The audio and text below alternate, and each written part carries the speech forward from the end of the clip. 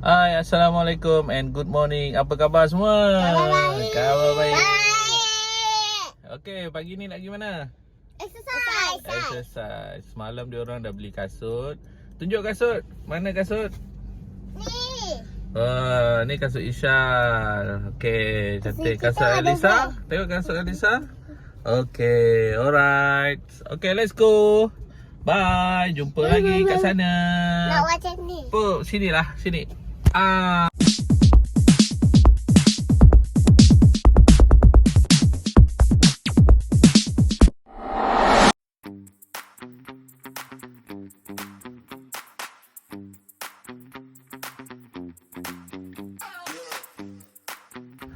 Panas. Kita dah sampai dah.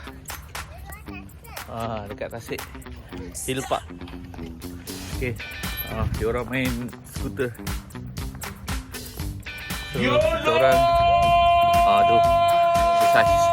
Kononnya tak ada exercise mana.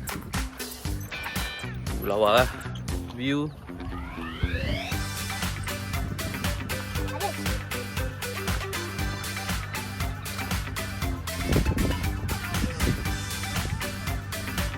Singgah sebentar di taman permainan.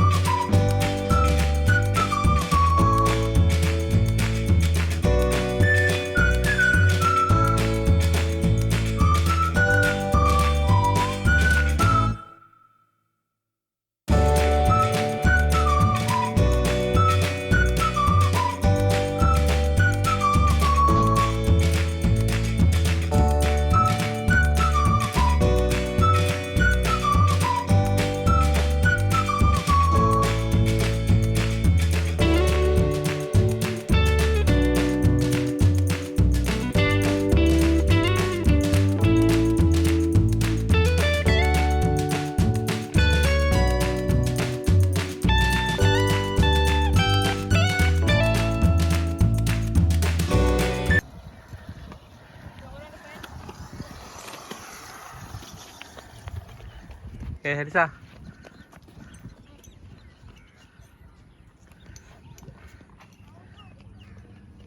Slow sangat. Oh.